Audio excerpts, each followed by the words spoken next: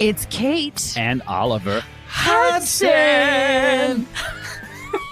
Host of the new podcast, Sibling Revelry. That's right. We started this show because, you know what? No one talks about siblings and that dynamic. The siblings, they know each other better than anybody. Yes. You know. Listen to Sibling Revelry on the iHeartRadio app, Apple Podcasts, or wherever you listen to podcasts. I'm Jacob Goldstein.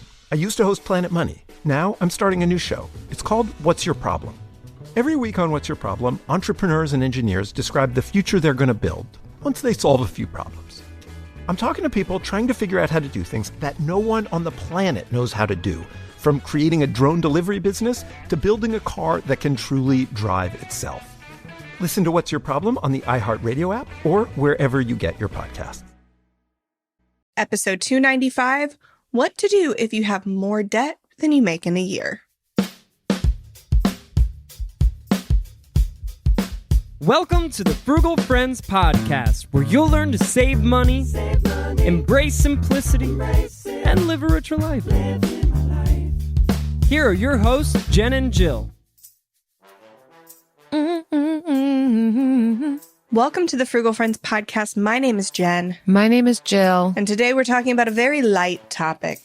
We got a fun one for you today. Like whipped cream and strawberries. It's light, you are gonna floofy, love it. Enjoyable. It is what to do when you have more debt than you make in a year, which is obviously the opposite of a light topic. And we both know what that's like. Mm-hmm. So we're going to walk you through practical steps to take, things to think, and then some truths that will combat the lies that your head might be telling you. I love that. Yes. This is I love the theme of this, like even just the title of the episode, because I feel as though this was so overwhelming to me at the time when my debt was more than what I made in a year and I didn't make a lot of money. So it was like this additional layer of overwhelm and stress. So we want to see you. We want to help you. You can do this. This episode's for you. Yes. And speaking of overwhelm, this episode is brought to you by renovations. The renovations that you want to do, maybe on your life, but mostly on your home.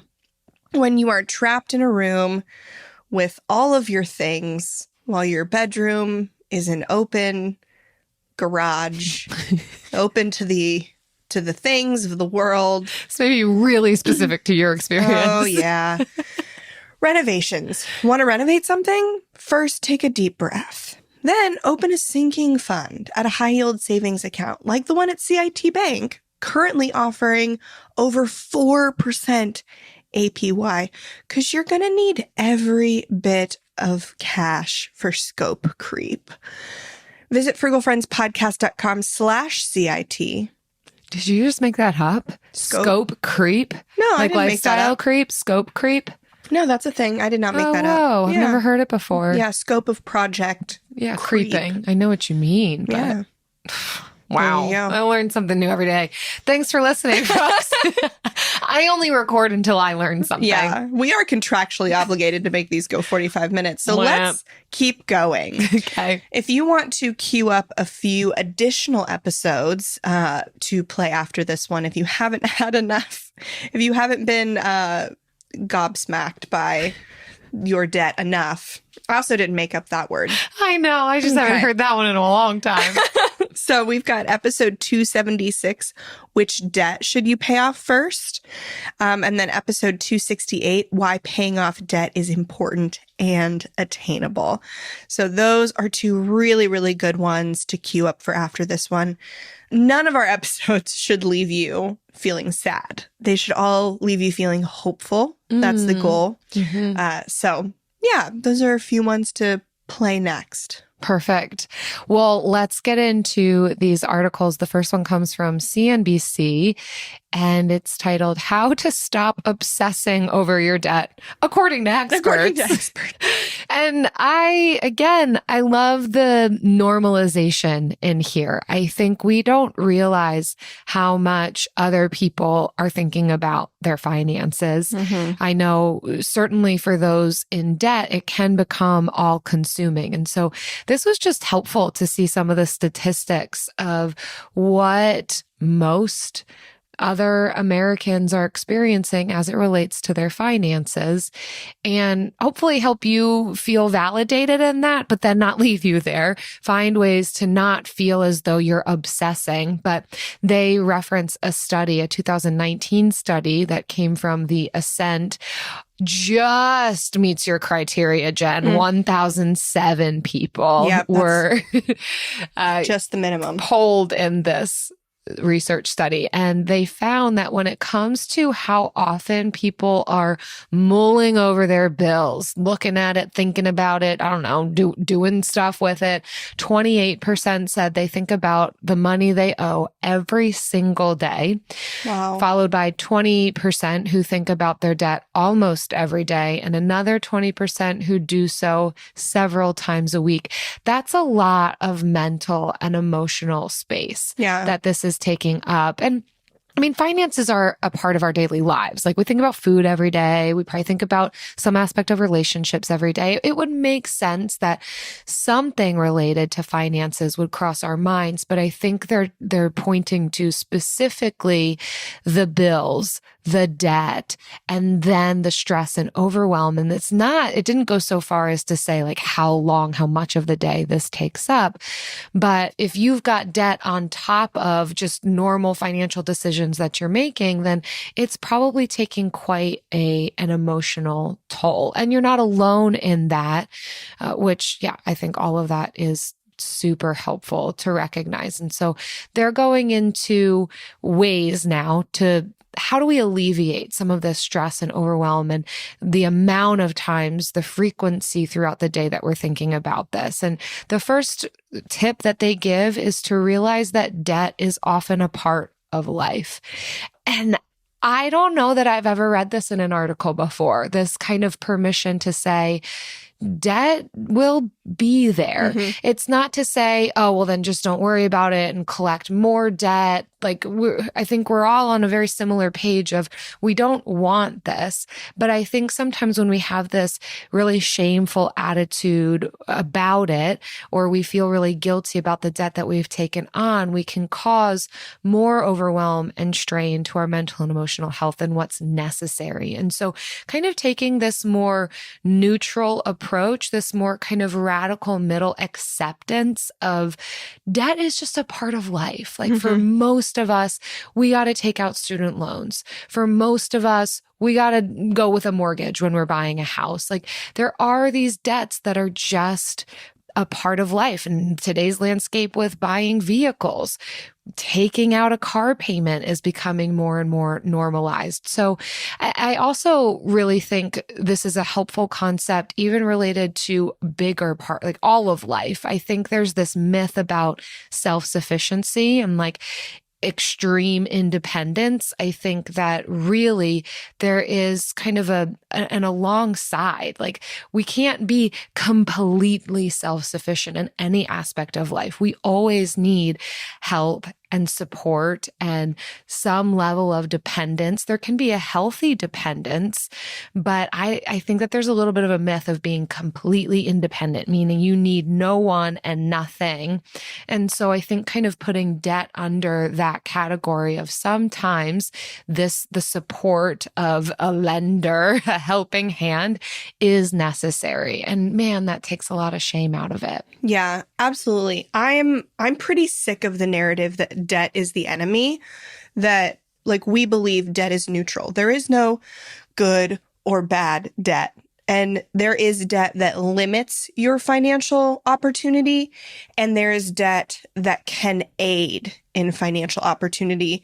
And the same debt can be either of those. Yeah. So you can use debt, a loan, to purchase a house or a car that is very helpful to gaining wealth and security and financial freedom, you can take out a loan for a house or a car that is very detrimental to reaching financial freedom or building wealth. So there is no good or bad debt. So I'm sick of this narrative that debt is the enemy. Debt is a part of life. And I think once we realize that, then you don't have to live in the extremes of, oh, I live completely debt-free, or, oh, I can't live completely debt-free, so I might as well just take out debt for everything and take out as much of it as I want. When you are done living in those extremes, then you can think critically about the role that debt plays in your life. So well said. Yes. And then you've got this picture of Susie Orman right underneath where she's like pointing and she's like, throw away your financial to-do list. Oh, man. Oh, my gosh. Hot take, Susie. Yeah, Susie, hope your new book goes well. All right. Number 2 is consider how much debt you actually have. And so, again, on this continuation of the idea, there is no good or bad debt. Debt is neutral. Debt is a tool. I mean, a hammer is a tool. It's great when you're hammering on a nail. It's horrible when you're like hammering your thumb because you missed the nail. So like it's the same tool. Renovation. Right? Back to our sponsor. The hammer is not evil because you hit your thumb with it. So you need to consider how much debt, A, you actually have, and B, what you actually need. So I spent a lot of time feeling shame and guilt when I had debt because I was under this narrative that debt is the enemy and I let debt into my life. I opened the door for the enemy, essentially. So that gave me like a lot of guilt and shame when I was paying off debt. But I think if I could have reframed, if I had the perspective that I have now, I could have really thought more critically about it and said, okay, how much debt do I have? Which of these debts are limiting me in my financial growth? And so what needs to be taken care of? And I would have made the same decision that I made to pay off all of our student loans, to pay off our car. I would have made the same decision. I don't regret paying off all of those, but I would have felt a lot less miserable about myself as a person because of having that debt. So I would say the article is saying it's not that you shouldn't be concerned about carrying debt, but just concerned about how much you have. I think it's really just a call to look at what you could do without the debt. Think about your values, think about your deeper why, think about your family, your friends, all the things you could be doing without the debt, and let that be the guide for why you pay it off, not because the debt itself is the enemy. Yes, the deeper reason. And often we can connect to that deeper reason more than something that could feel arbitrary, just this number on a screen or a piece of paper. Number 3, I really love, which is ask yourself whether you're making progress. Or if you're doing everything reasonably possible, given your circumstances, to becoming debt-free, then this could be some level of permission to not continually obsess over money. If you are throwing any additional bonuses or unexpected income towards debt repayment, if you are cutting back in one specific area of life or going out to eat or entertainment in order to put more money towards debt, even if it's small, or you just have a plan of some sort, this could give the freedom that's necessary to be able to let yourself rest in the fact that you're making progress, which can definitely limit the amount that we are thinking about it, the amount of space. Not to say we're not going to have thoughts about it, but if we know, no, I'm doing something towards this, it doesn't mean that I'm experiencing debt freedom immediately, but progress is happening.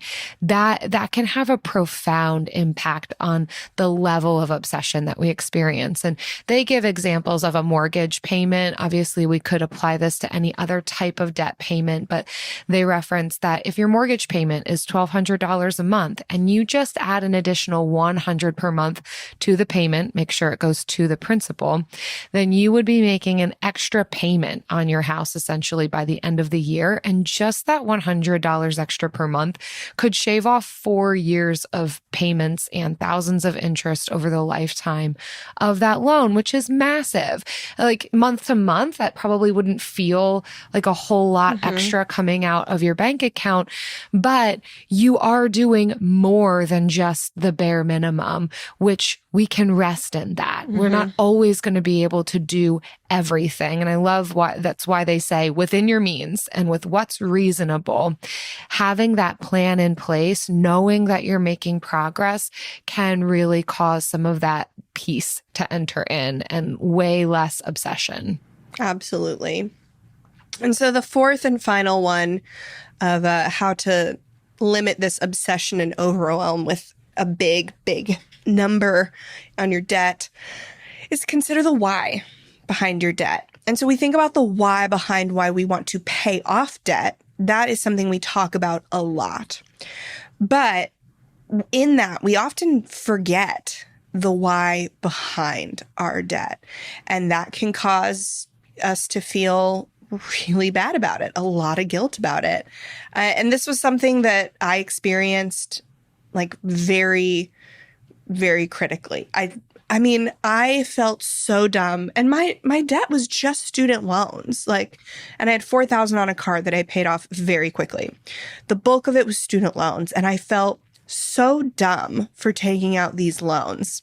And when I looked back and thought about why did I take out student loans? It wasn't like I was impulse buying a degree.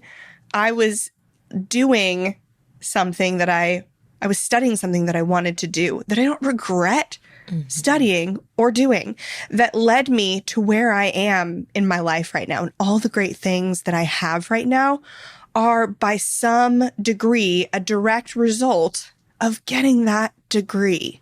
Yeah. And so nothing in me regrets taking out that money and getting that degree. Yeah. I love this question because this is another one that's not talked about. I wish I had this article during my debt-free journey. There's so much that I just had to kind of come up with on my own of how to muddle through. And this probably did exist. I don't know. I wasn't looking for it.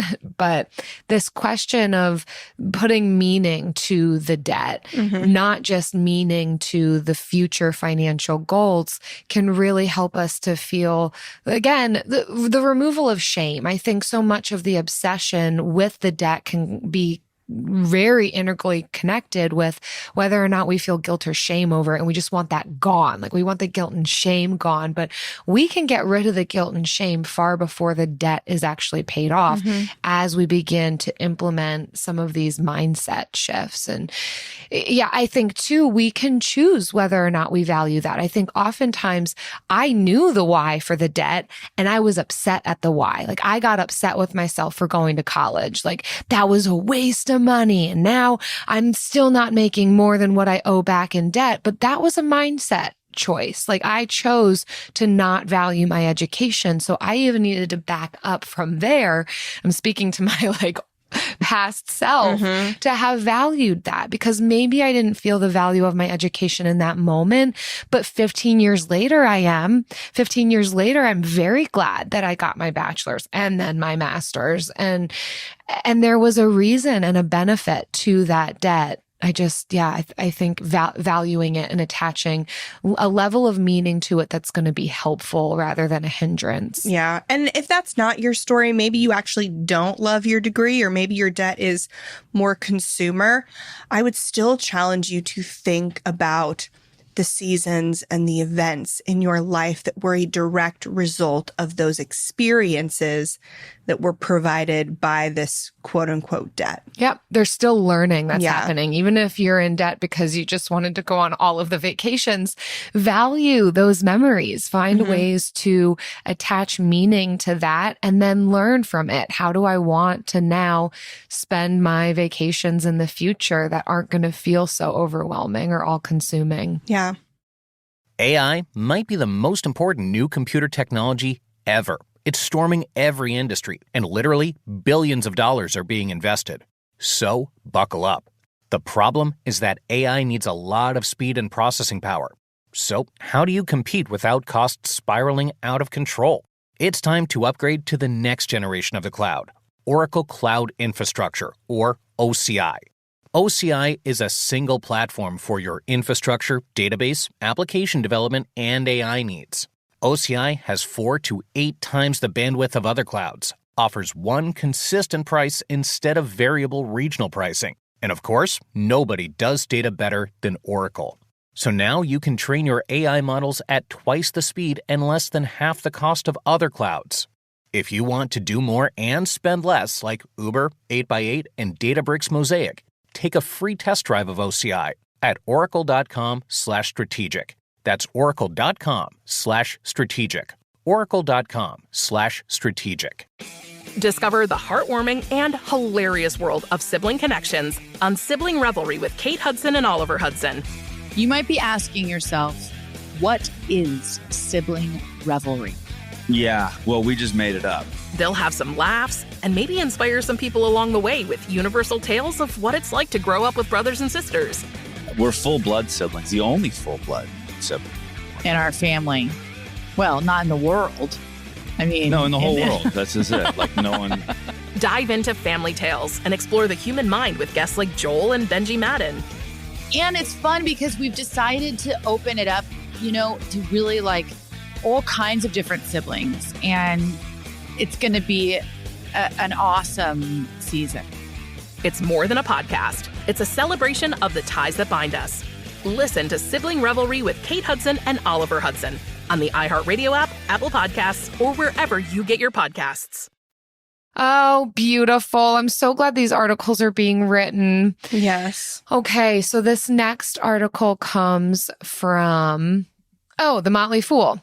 And it's talking about 5 tips to lower your debt to income ratio. If anyone has applied for a loan, a mortgage, trying to buy a car, this suddenly becomes very important. Yeah. So the first article was more of like, okay, what do we do with the psychological ramifications of having more debt than we earn in a year? And this one is more of the practical aspects of, okay, what happens to me financially if I have a really high debt to income ratio? So we're going to go over these tips just to give a little practical info. Yes, kick us off, Jen. All right. So the first one, if you have a high debt to income ratio, and let me just let's figure out how to calculate our debt to income ratio, which is also called a DTI, which is actually very important when getting a mortgage, but can be in other ways, just in life. So let's say you earn $6,000 a month before taxes. That's what we're going to use in the DTI is the gross income. So that's $6,000 per month. And then you calculate all of your monthly debts. So that's mortgage or rent. They will include rent in there. Auto loan, credit cards, personal loans, HOA fees, alimony, child support, all of that.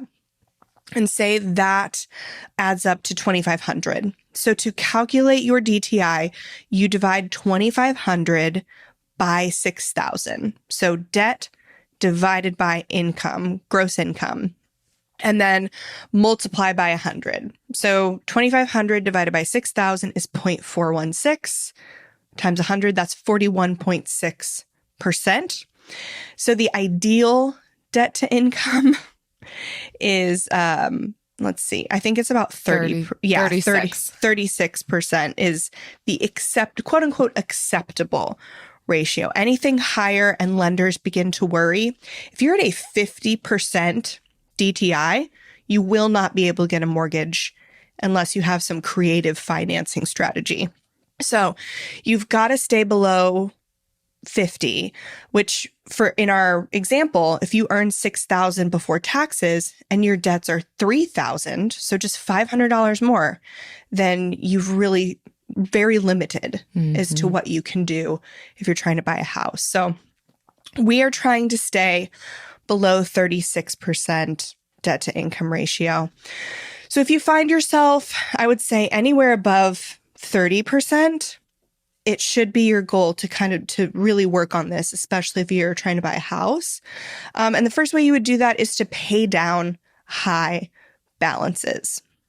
And I would say, just pay down balances, honestly, because they're not differentiating between type of debt. This is not like your credit score where they're taking into consideration types of debt. They are simply looking just at balances. So pay down any balance. And so then you will get closer to that 36 or below percent DTI. You're going to reduce it with every balance you pay down. Right. I appreciate this perspective because if your amount of debt is more than what you earn in a year, then we're not going to get it gone super quickly. And so this is more of that reduction model aimed at eventually becoming debt free. But for many of us, we're going to carry a mortgage for a good part of our working lives. And so what is the important thing to focus on? This would be kind of one of those first steps. Like when we talk about the financial picture as a whole, and creating an emergency fund is one of the first steps. Similarly, when it comes to our debt, looking at our debt to income ratio and lowering that is going to be one of the first steps. And combined with that, number 2 is lower your interest on debt. We talk about this a ton. Some of the ways that you can do that, I mean, first of all, would be to look at paying down first your highest interest debts. That will cause you to not have to pay as much of that interest. It's a good place to start. It means you're also getting rid of debt. They also reference, I had not thought of this before, but to call your lender and ask for a reduction in the interest rate. If you've been working with that particular financial institution for a while, and if you've been paying regularly and on time, they may want to keep you enough as a customer to lower that rate because they know you could transfer that loan elsewhere. So those are a couple, first of all, just paying off your highest interest debts, calling around and asking it for lower rates would be a really great idea, again, to lower that debt to income ratio.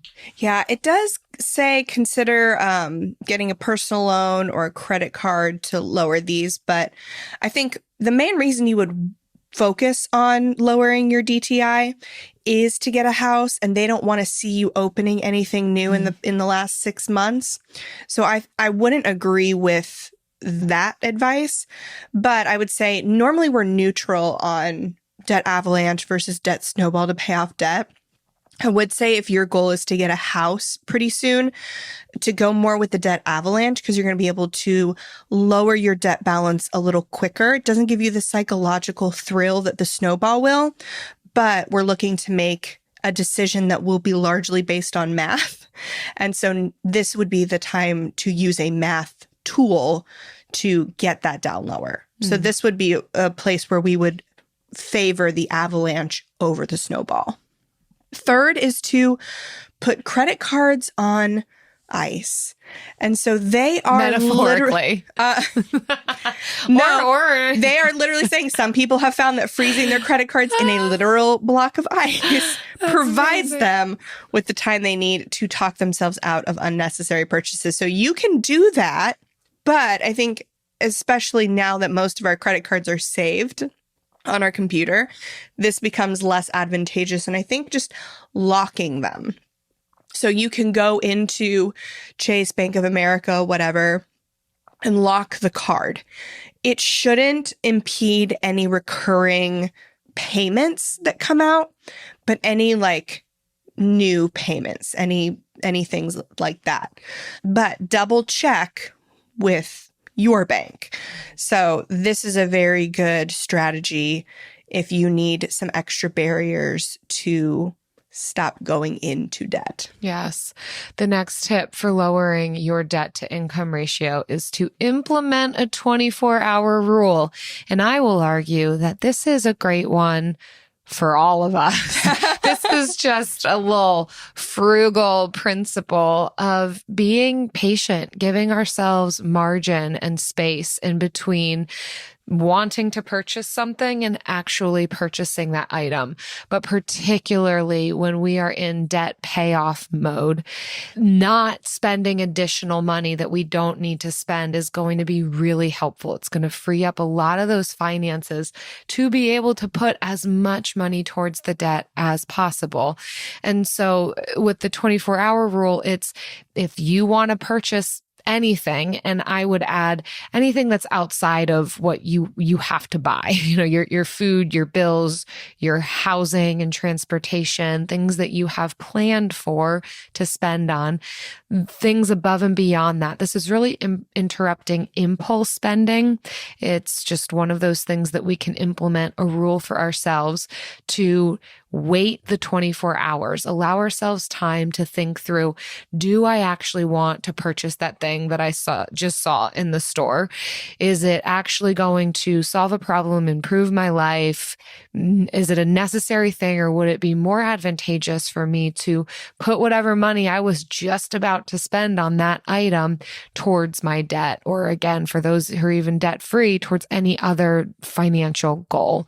They give the example of like being out shopping with a friend and seeing a really lovely buffet table that would fit perfectly in your dining room, and it's already been discounted several times. That is where it would get me, like, oh, and it's on sale. And it's calling my name and it's perfect. And they're like, things have been on sale a lot. It doesn't mean that you have to buy them, and it doesn't mean that you have to buy it right away. You can give it 24 hours. Consider it. And if you've given it 24 hours and you still think that's a great thing, great. Most of the time, though, when we create space in between something that feels like it's drawing us in and calling our name, when we're no longer right in front of that, giving ourselves that time, most likely we're not going to end up buying it, and we can make better decisions with our money. It's really this kind of training ground for that. Yes. So there is a free Chrome extension that I love for this.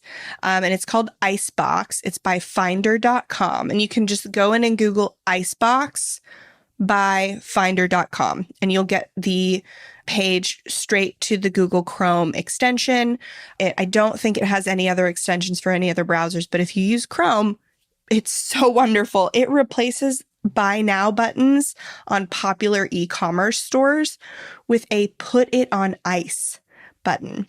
And you get to decide how long that cool off period, so they call it, how long the cool off period is. And so you could say 24 hours. I want it to go into my icebox for 24 hours before I'm able to purchase it. So you put it on ice, and then the countdown starts.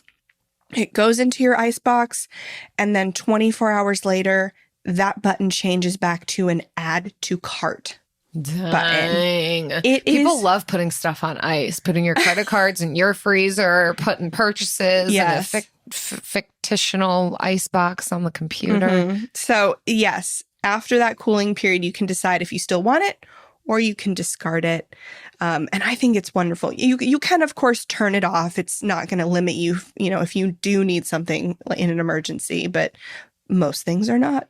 The nice thing about putting spending on ice is that then we can put our debt on fire. There's an equal and opposite reaction. That's a good one, Jill. Thanks. Cool. What's the next one? All right. The next on this article is to take on a side hustle you can enjoy. I like that second bit. Yeah, right? That you enjoy. Yes. So we all work hard, right? Like nobody's over here trying to scam the system, no matter how many people try and say millennials are not working and trying to scam the system. I don't know. I am trying to retire. I'm over here just trying to retire. I try and save you in these episodes, and then you go straight off and you're like, I would like to incriminate myself more. Yep. Anyways, I really do believe that everybody listening to the show and beyond, we really are trying to make the most of the limited life we've been given. And so while, yes, I think some of us are in a position to do more work than others. Like if you are single, if you have no kids, you are in a unique time in your life to be able to do more than those of us who have multiple children who are kicking us in the organs. Inside of our bodies. There's just one in there. There's just one. She's got one outside of her that maybe sometimes kicks you. I don't know. No, Okay. Thankfully, he's not a kicker. But so, yeah, you are in a unique season of life. And even if maybe you do have kids and you maybe find some time, you don't want to spend that time miserable. So let's look for side hustles we can enjoy that are actually profitable. So I'm not talking about like crocheting hats in Florida and selling them at the farmer's market. Although the Motley Fool is talking about that. Not going to lie. Yeah, I'm not for that. I don't like crafts as a side hustle. Personally. Others might love it and go for it. Okay, so you might love it, but it's probably not going to be lucrative enough. And it's going to turn your hobby into a stress pot. So let's just think about things that will make us money and we can enjoy them. Maybe it's not our greatest passion, but we enjoy them. And so we've been doing a side hustle series where we are highlighting a lot of different side hustles that are inexpensive or free to start, that do make money, that have a high potential for growing into actual full businesses, but can be done as side hustles and are enjoyable. So definitely check out our side hustle series for that. But do find something that maybe is not your passion, but is not miserable. And that's my definition of enjoy. It's not miserable, but it's okay. Right. Wow. Well, I mean, I've got something that is definitely not miserable and is more than okay. And I super enjoy it. Oh my gosh. If I could get paid for just this, it would be the dream, but it's not super profitable. The bill of the week.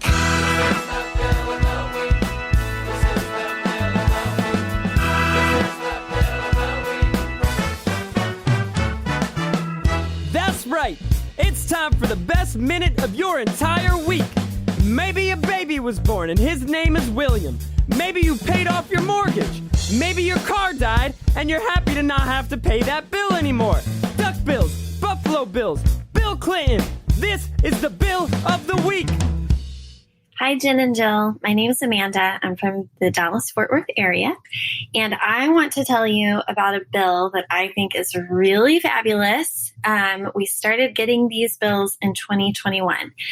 So in the summer of 2021, we had to switch utility companies, and my husband said that he had a brilliant idea that was going to save us a lot of money, and I was really excited because I love saving a lot of money, and he said, we're going to switch to an energy plan that allows for us to use energy during the night for free. So that's from 8 p.m. to 6 a.m. And he said, we're going to do a lot of stuff that requires energy during that time. So we're going to charge our electric vehicle. We're going to do our laundry. We're going to run the dishwasher. And we're only going to run the air conditioner at night. So it sounds like it might be torture, especially in the Dallas-Fort Worth area, but we cool our entire house down to about 65 degrees at night. And then we just try really hard to keep the doors closed for the most part if we're going to be home. And we have taken our monthly electric bill down from an average of $112 a month to $60 a month just by using some of our heating elements that draw a lot of electricity and our AC only at night. Wow. So many layers to this. I love seeing like the nighttime like usage thing. I didn't realize you could get it for free at night. That's crazy.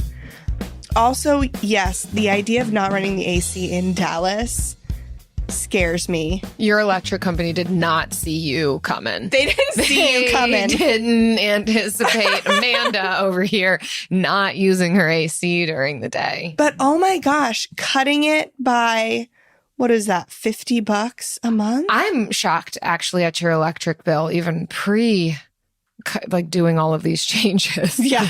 $68 for an electric bill is insane. That's so low. Is fantastic. So well done. And usually well done for your husband, who, when my husband comes to me and says something like that, I have a great idea for a way we can save money. It's usually an immediate no from me. Because you just know, like, some sort of radical we can idea. Get all of our groceries from the dumpster. Every single one of them. Uh-huh. Yeah. No.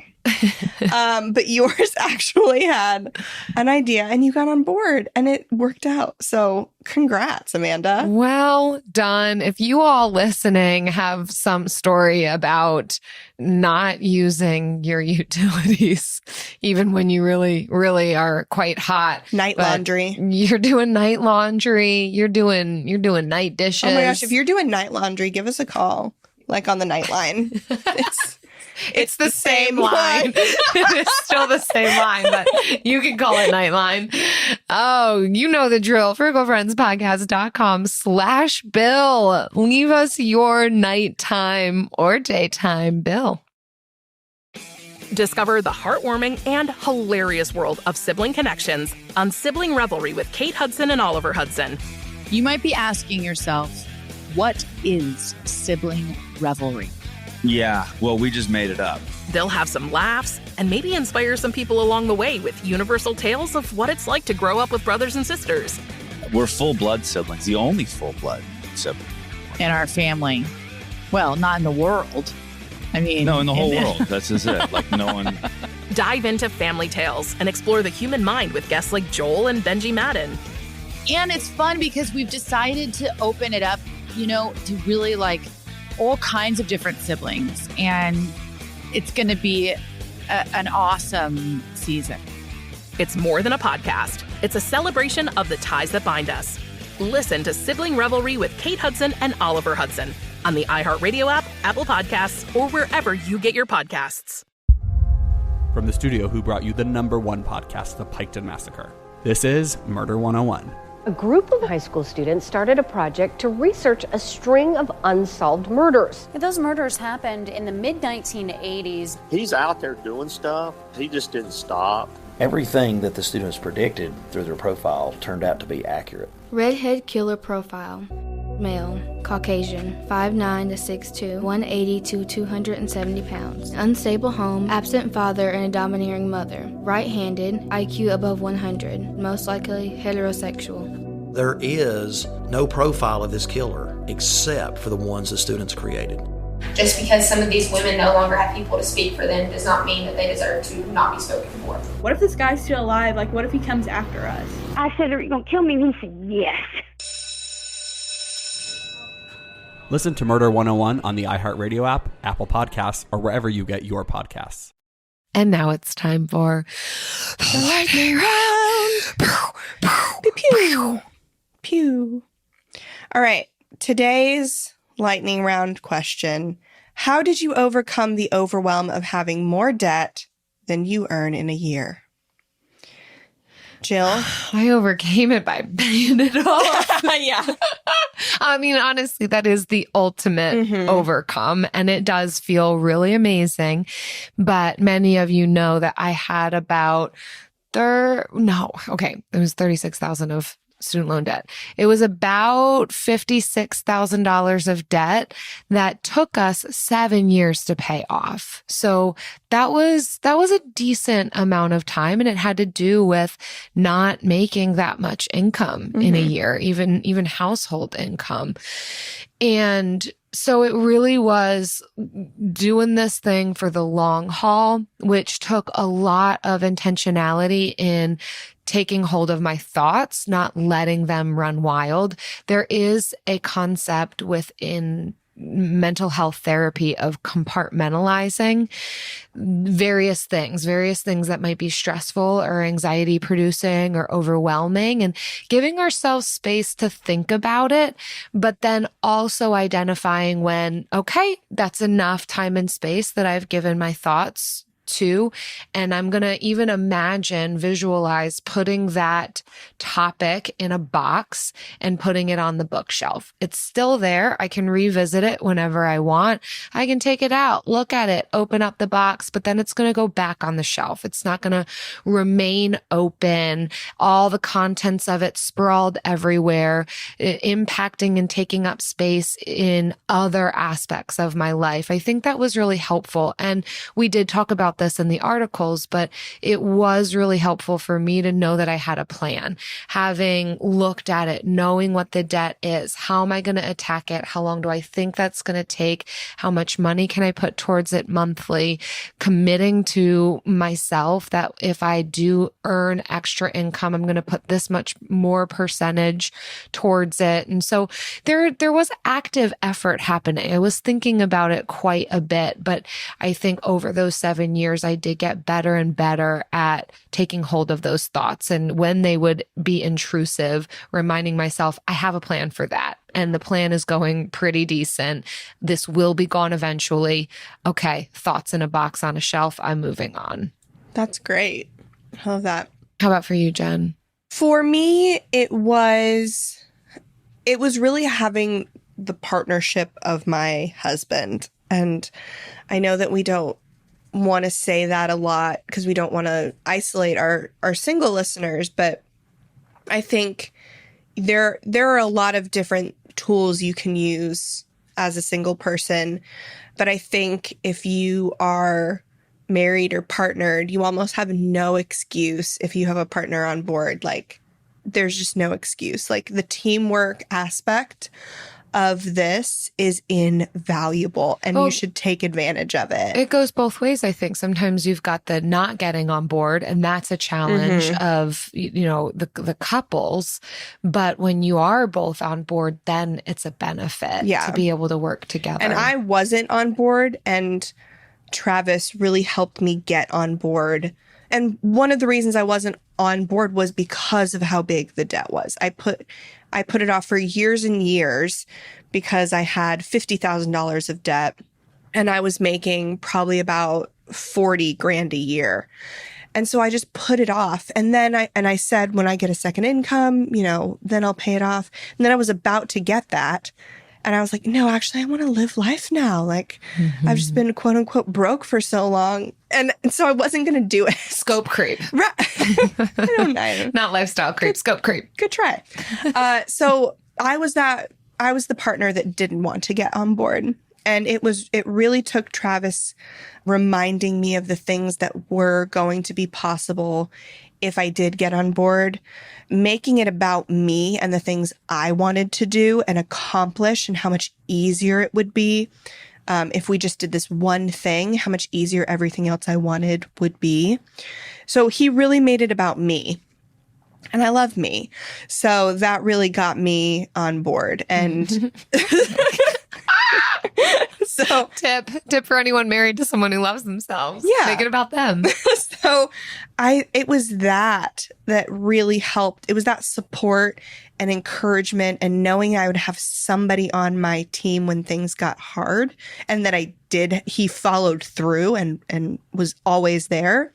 That was really what helped me overcome the overwhelm of seeing that number. Teamwork makes the dream work. That's what I have to say about that. Thanks everyone for listening and being on our team. You're making this a dream. And many of you know that we have even more opportunities for being on a team and dreaming and being members and BFFs and I don't know, all the things. Our listeners are paying off, a lot of our listeners are paying off debt, and we've got this community where we do monthly money challenges, offer accountability groups. You hear that as teamwork. Someone else who's in your corner, someone to be a support if you don't have a spouse that's on board, or you don't have a spouse or a partner, then this is definitely a huge help. But I mean, we've got people from a variety of backgrounds and experiences in the group, so feel free to check it out. But we want to focus on one of our members right now who just experienced a big win. This comes from Allie, who recently shared, "So glad for Frugal Friends.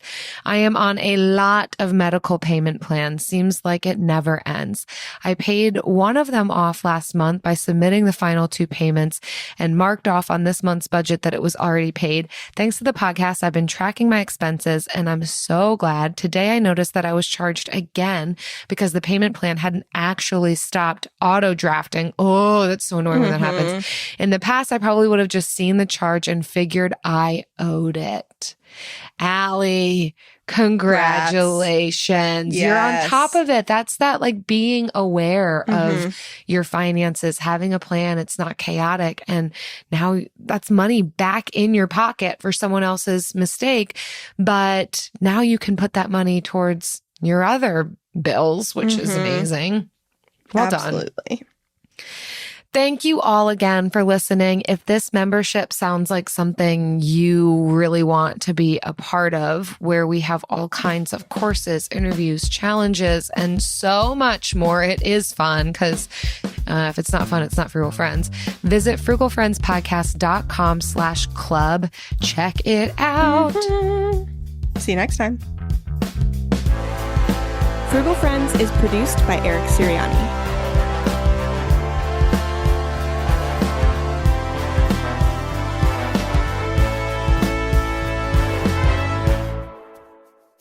Oh. Yeah? Tell me about it. Yeah, I'm just thinking about debt. Yeah? I don't know. I mean, we just did a whole episode on it. Yeah. It's interesting, the debt to income ratio, like figuring that out, reminding myself that I don't want to take on more debt, but sometimes I do want a pool. I shouldn't go into debt for a pool. No, I mean, if you are at a certain place where you have no other debt, I guess, and that really increases the wealth of your life, then I guess go for it. I probably am not going to go for it. But I know you are not in that place. You know me too well. Yeah. That I probably just wouldn't even be able to let myself do it. But it'd be so nice to swim in the water. Yeah. That's why you get friends with pools. Or I drive to the beach. Or you drive to the beach. It's better to have a friend with a pool because the parking's free. Oh, look at you. Yeah. I'm a pool girl. You're always thinking. I'm a pool girl. The refrigerator is right there. The parking is free. You're not going to get sand in your car. Ugh. Yes. So, Floridians who have been here, like who know, Floridians are pool girls. We know, we just are. So all you Northerners can come down here. You can be beach people. We're pool girls. And yet neither one of us have a pool. Yeah. But again, pool maintenance is difficult. You find a friend with a pool. We won't be each other's friends with a pool. We're going to find someone else. There are so many things you still have to learn about living in Florida, Jill. I know. I'm all ears. Teach me. Discover the heartwarming and hilarious world of sibling connections on Sibling Revelry with Kate Hudson and Oliver Hudson. Dive into family tales, explore the human mind, and laugh with guests like Joel and Benji Madden. It's more than a podcast. It's a celebration of the ties that bind us. And it's fun because we've decided to open it up to really like all kinds of different siblings. And it's going to be an awesome season. Listen to Sibling Revelry with Kate Hudson and Oliver Hudson on the iHeartRadio app, Apple Podcasts, or wherever you get your podcasts. Hi, I'm Frances Fry. And I'm Ann Morris. And we are the hosts of a new TED podcast called Fixable. We've helped leaders at some of the world's most competitive companies solve all kinds of problems. On our show, we'll pull back the curtain and give you the type of honest, unfiltered advice we usually reserve for top executives. Give us a call and we'll help you solve the problems you're stuck on. Listen to Fixable on the iHeartRadio app, on Apple Podcasts, or wherever you get your podcasts.